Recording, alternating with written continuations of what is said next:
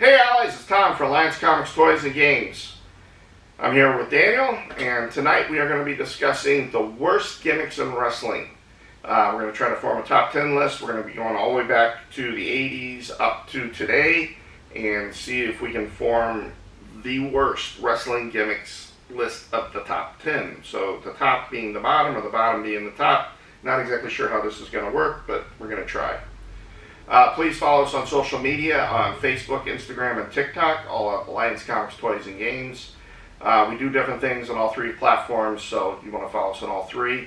Also hit that subscribe button and like button, maybe make some comments. All those things helps us grow. So,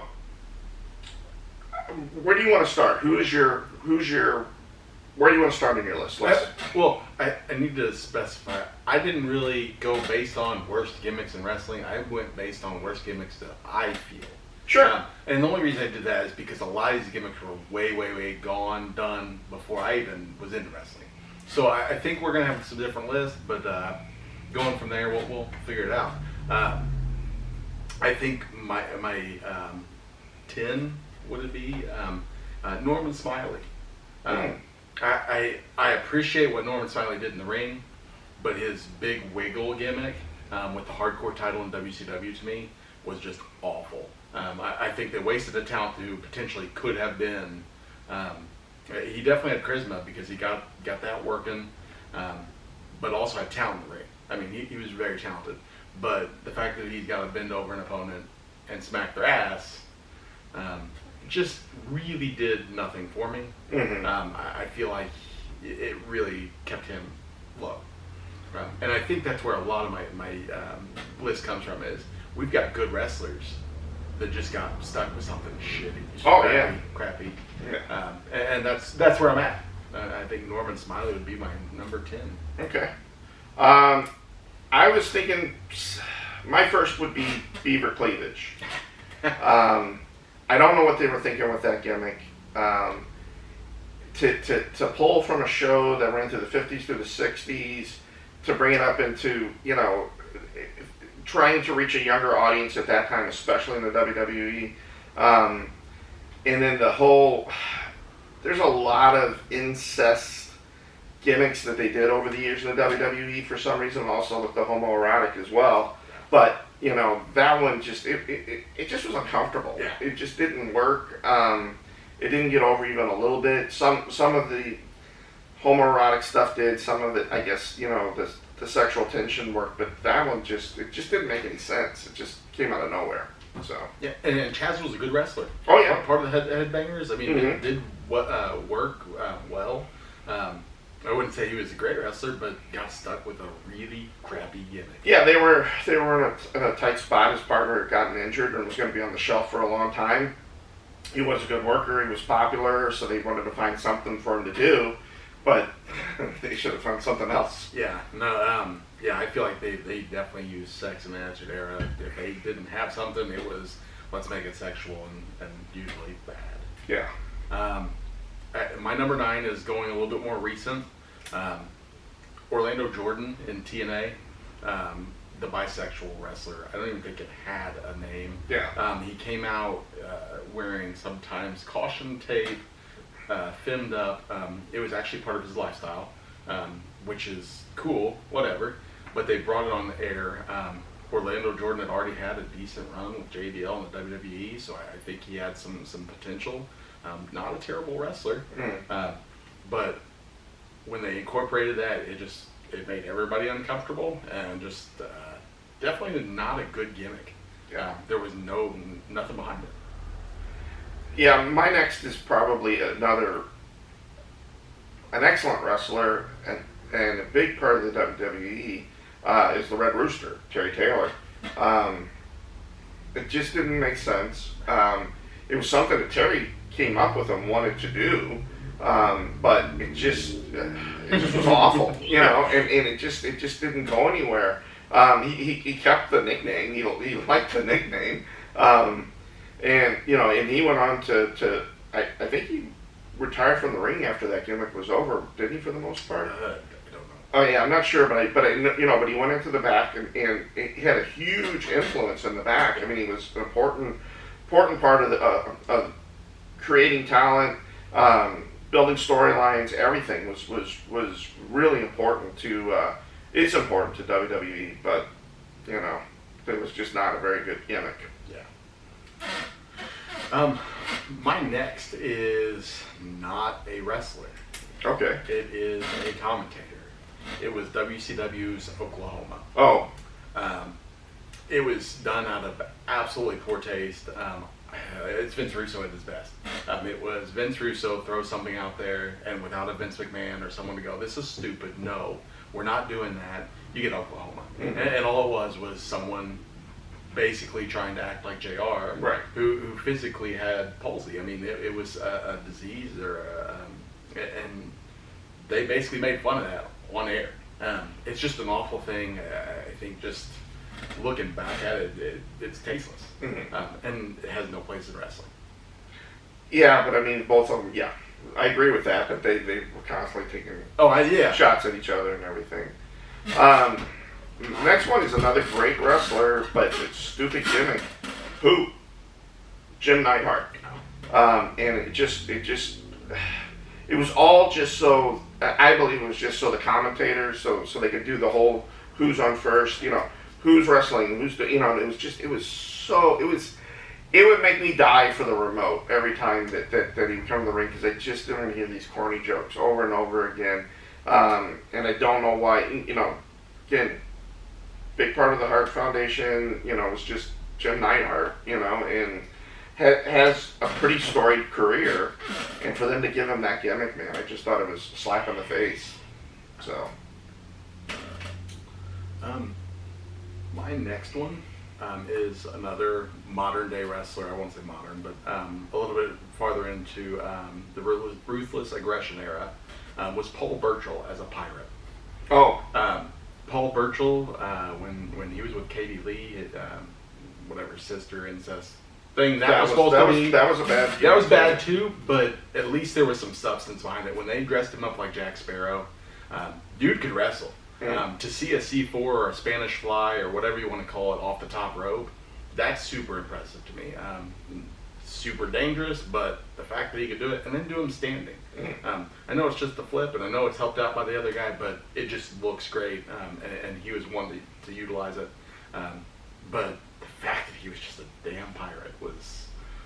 It was weird. It was weird and over the top, and then I mean. Well, and then what? Stephen Regal, they made him dress as a winch and all that too, and it just got odd. Yeah, and really quickly. It was a bad time. Right? Yeah, no question. So probably I would go with Oz, Kevin Nash.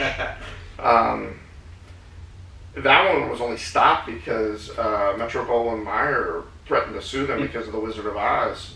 They thought that it was just a blatant ripoff. And it was. And for that was like, I think that was Nash's first gimmick. And, yeah. And for him to be able to rise, there's been plenty of wrestlers that have risen over their first gimmicks or whatever, but for him to be able to come back from that and to be able to have the career that Nash had, I give him props for that, but it was a stupid gimmick. Yeah. Well, and I think the mask even made it worse. Oh, yeah. With the fact that he takes off the hat and there's an old man mask, and then you've got Big Sexy. Yeah. Like, it just makes no sense. Yeah. And this one I put on the list because I just didn't care for it. I think it took three really decent talents, shoved them together, and made it super stereotypical. The Mexicools. Juventud Guerrero, Psychosis, and Super Crazy. Super Crazy was so hot in ECW.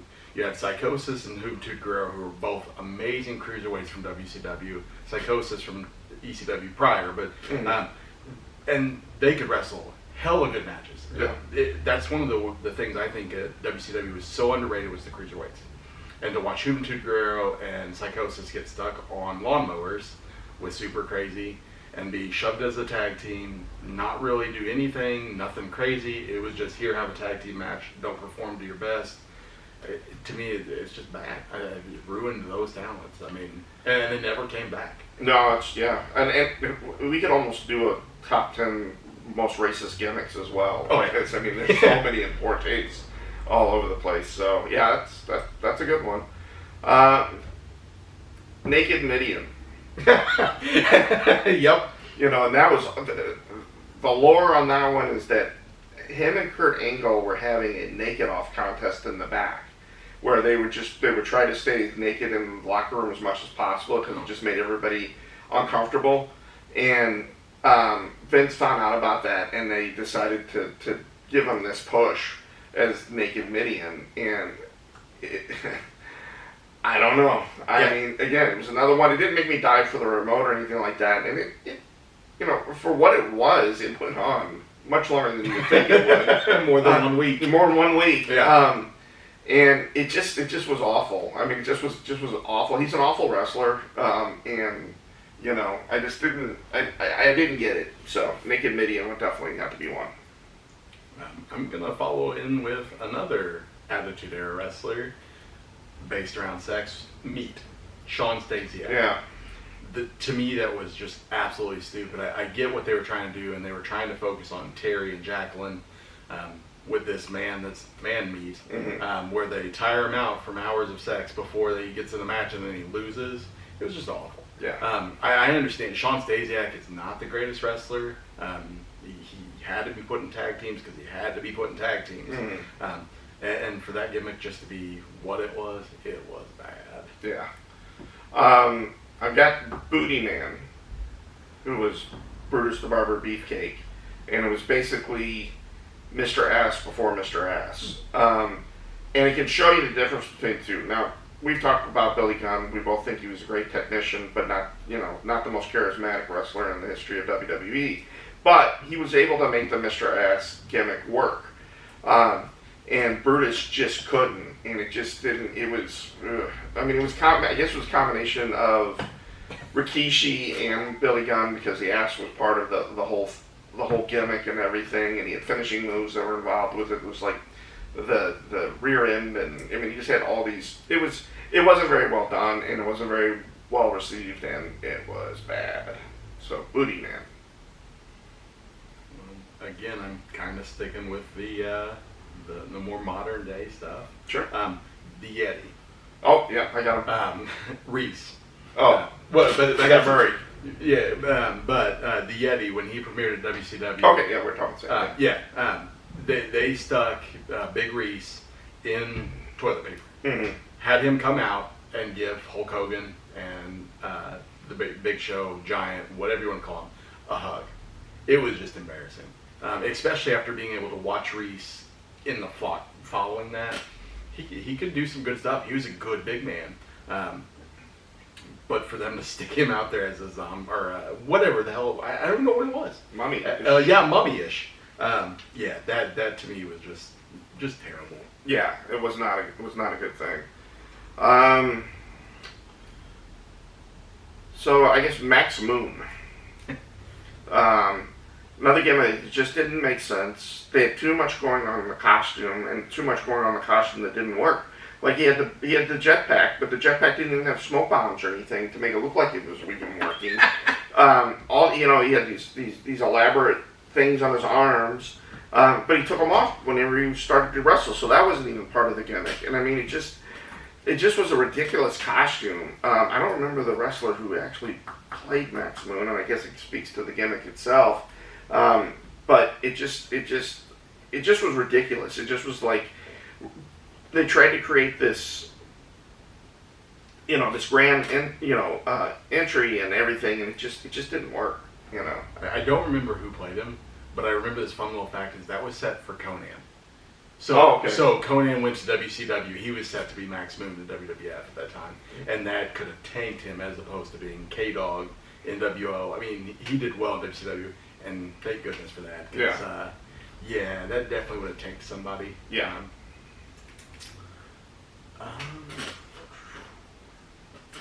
My next, again, a little bit more modern, in bad taste, Eugene. Really? Yes. And because of the developmental disabled? Yeah. It's one of the, in my opinion, it's one of the worst gimmicks that got over. Yeah. I mean, because it did. He had a big fan base but he also got a big rub from a lot of big stars at that time, Austin, The Rock, and I think that's part of it. They made a character that was mentally challenged. It was just in bad taste, and dude could wrestle. Oh yeah. I mean that's the cool part is some of those matches are phenomenal. And the fact that he could move on and still do some stuff after that is awesome. But that gimmick to me is just trash. I see what the problem you have with it. I didn't even consider that. But I see what you're saying, and it does totally fit with the list and everything. But it was tough because, like you said, he got over. And the other thing was, he was, like you said, he was a good wrestler, and he was. And the thing about it is that he was a very good mimic. Like when he was stealing people's gimmicks and stuff and coming out, he could do their moves. He could do everything. He was, yeah. So I mean, but I do see what you're saying about that. But again, we could go with the whole racist. Yeah. I mean, you know, I hated when they made the Dudley Boys come back and do the stuttering bit. You know, that gimmick always bugged me, even when they first started it and everything. And then when they brought it back, and Vince just thought that was the greatest thing ever. And I'm like, no, not this. So, yeah. So I can see what you're saying. Yeah. So I've got the Spirit Squad. Well, you have it too? No, I don't. Oh, you like the Spirit Squad? That's on my list of should nots. Really? Yeah. Wow. Okay. But go ahead. Well, it didn't get over with me. I just thought it was extremely corny. I would say that only maybe 2 out of the 4 at that time were even really decent wrestlers.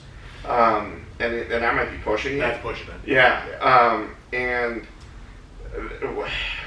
I don't know. I mean, like I said, it just was one of those. It was either going to be them. When I was thinking about groups, it was either going to be them or the Main Street Posse. I was never a real big fan of the Main Street Posse either. But it did work. It was a heel gimmick, and it helped propel Shane as the heel and everything, and it did work more than it didn't. Spirit Squad didn't work for me. That's cool, and I totally understand where you're coming from. Kind of like the Eugene thing. Like I still look at it as Kenny Dykstra was a decent wrestler at the time. Yeah, definitely got pushed under because of politics. You had Nick Namath, Dolph Ziggler. Definitely wasn't into his own yet, but you could see the star potential. The other 3, yeah, they weren't good, but the stuff they did with DX, it was entertaining. Yeah, and I think that's maybe why I took it and went, not so bad. But the problem is it also got DX over in 2006, 7, when they didn't need to. So I but totally. DX was over. Oh, okay. Yeah. Sorry, over again. Yeah. For the 3rd time. Yeah. I mean, they could come back tomorrow night. And oh, so, yeah. They're over. Yeah. Right. But, yeah. So I totally get it. My next one is 7. Dustin Rhodes. Oh. I don't even know how to say it. You're supposed to be a child abuser / pedophile. Yeah. But basically, there's still some lore behind it that it was just for him to do that promo of, look, we're tired of the gimmicks of, because it was basically Undertaker as a child molester or pedophile, whatever you want to call it. And then he comes to the ring, floats in there and goes, nah, I'm not doing this. So I think there was motive behind it. I don't necessarily think it was actually going to be 7. Could be wrong. But it was awful. Yeah. I mean, just the thought behind it, everything. That's not what wrestling's about. Wrestling's to escape, not to bring this weird thing. And for Dustin Reynolds, to get that kills me. Because I think he I don't want to say he could have got it over, but if there was a person to do it, that would have been him. But yeah. So 7 to me, just awful. Yeah, no, I get it. That, and again, another one that was just creepy. It just was just like, what do you got? Yeah. So Repo Man, I don't have much to say about it. It just sucked. So it just was a silly, stupid gimmick. I think if they didn't go for the comical side with the stupid mask and all that it might be a gimmick that worked. Like they did some type of blue collar kind of thing, like with the Big Boss Man or something like that. It could have gotten over.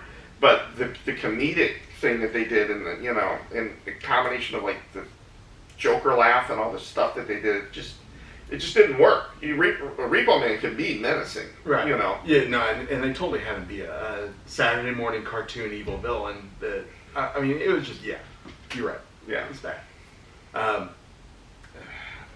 down to my top, unless you. I've got 2 left. Okay, I'm gonna throw another one out there. Mordecai, Kevin Thorne. Oh, he came back as Kevin Thorne because Mordecai absolutely failed. It was supposed to be this blonde kind of, I don't even know what the hell it was supposed to be, wizard, antichrist, something. Had really cool promos. Definitely had a good look to him, but just flopped. Yeah, it was awful. But then to come back as Kevin Thorne, the vampire, I can't say. I don't think he had a prayer either way. But Mordecai definitely needs to be thrown up on a mention. Yeah. Well, so I don't know which one I want to, because these are going to probably be the top of my list, these last 2, and I don't know which one really deserves to be one. One, you're probably going to surprise you, but the other one's not. So I'll do the non-surprising one. No, do the surprise, because I have a feeling the surprise is the same one that I've got. I doubt it. Really? The Hulk Hogan war bonnet. You don't even remember it. No. So when Hogan's hair loss became more and more apparent, he was trying to figure out how to get away from it, and they came up with a piece of merchandising genius, right? It was literally like a foam football helmet, like that went from here down bright red. It had a fist on the front of it, and he would use that as the weapon, as a finishing move. It lasted for a little while. It just looked ridiculous. It was just this. It's the Hulkamania during that whole thing, and he's just got this. I mean, they look like the Death Troopers in Star Wars. I mean, just this huge red thing with the fist on top, and I mean, it just was. Oh my God! But if they would have made merchandise for that, those would be worth so much money today, because it's one of those things that came and went, and it's just so gaudy, it's just so outrageous, and the fact that didn't kill his career is just amazing in itself, because it was really bad. Let's hope that's in the Hogan movie. I doubt it, because I'd like to see it. Oh yeah, you can find it online. I'll have to check it out.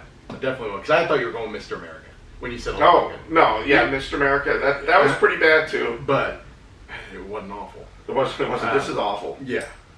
So my, I guess, top, whatever you want to call it, gobbledygooker. Yes. That's what I assumed.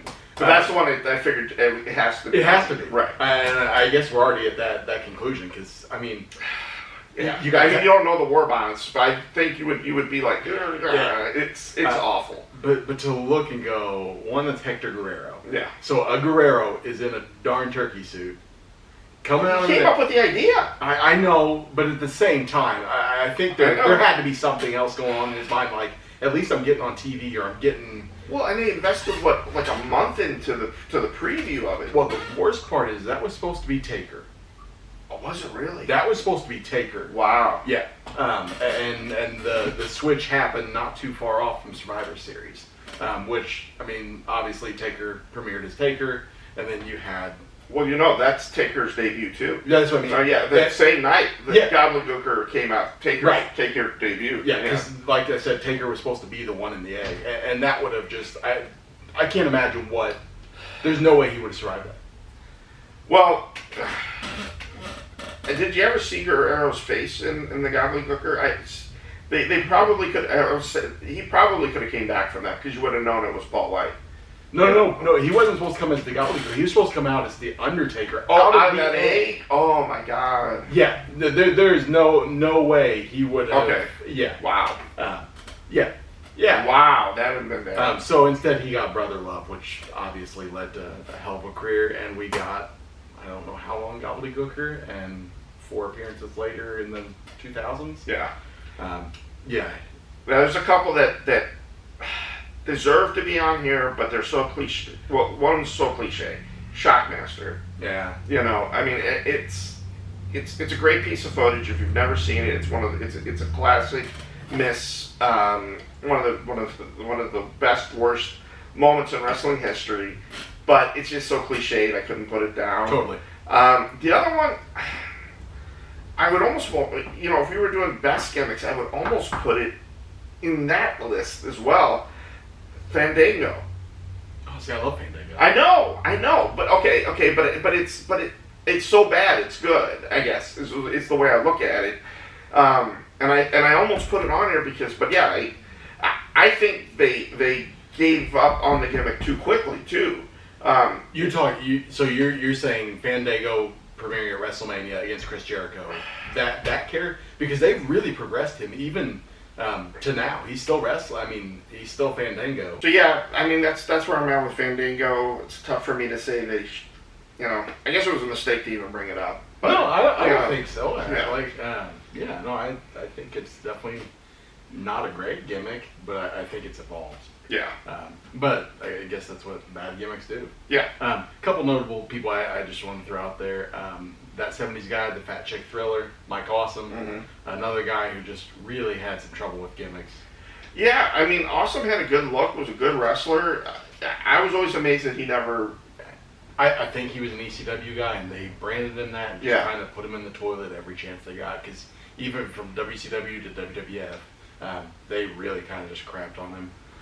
Another one was Simon Dean, so Nova. From the BWO, Simon Dean came in as a telemarketer guy for this protein powder stuff. It was just stupid. Yeah. At the end of the day. And then I did a couple real quicks of should nots. I think these are some gimmicks that really get crapped on, that get put on these lists a lot, that I think were actually pretty good. Rosie as the SHIT, superhero in training. Hurricane Helms, definitely a weird gimmick. They stuck him together, but I think he made it work. It was fun. Yeah, and I don't think people consider that one of the worst. Oh man, a lot of the lists had it on there. And I'm like, wow. Yeah, to me, I didn't see it on any when I was doing research. And I thought about it for a minute. I was like, no, it's pretty good. Yeah, and he does well. Yeah. I said Spirit Squad already, but I mean we talked about that. Disco Inferno. I saw that on a list. I'm like, that dude made it work for what he had. I mean, in WCW, he was probably mid-tier, never going to be any better, but he worked it. Yeah. And he worked hard. The Demon, the Kiss Demon. I saw that on a bunch of lists. Yeah, I did too. I understand why, but at the same time, dude was a good wrestler. It was kind of corny because he was basically Gene Simmons. Yeah, it was another money grab for Gene Simmons. Totally. They licensed it. Totally. Yeah. But he wasn't terrible. No. And then Glacier and Mortis. Their Mortal Kombat world that they were trying to shove together. Glacier, I thought, to me, was a good wrestler. They put way too much money into it. Yeah. But he wasn't awful, and it wasn't a terrible gimmick like some of these others that we mentioned. No, that was always just kind of meh for me. I didn't consider it was just a meh. It was just.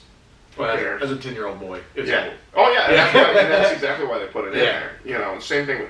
That's why Max Moon was put in as well. Yeah. But it just was all bad. That one was so bad compared to Glacier. I didn't have a problem with that one. So, so to do 10 of them, this is going to be tough. I don't think it will. Okay. I think it will kind of mold. Let's just start at number 1 because we both know it's gobbledygook. Okay. I mean, we both said it. It was. unless you're. No, I'm okay with that, but I would have to say, and you can, but the Hulk Hogan War Bonnet, and once you see it, you're going to be like, oh, maybe that should have been the one, because it's awful. And for some reason, that's ringing a bell for something, whether it's in one of the games or something that I played. It's a piece of work. Beaver Cleavage. Yeah, I mean it was bad. Yeah. I'm just glad you brought it up because I couldn't find a sensible way. What's some from your list? Really, I'm looking at 7. 7 to me was kind of tacky. Yeah. I think I would want to leave Eugene off. I mean, I get the reason for him and everything, and I see why you put him on there, but I don't think he qualifies. Let's see what you got. Mine were a lot of WCW. No, I understand. I had some hate for. Okay, I would say the Mexicools, we can do them at 5. Well, don't forget about Max Moon. I think it's definitely. Yeah, we can put them at 6. Max Moon.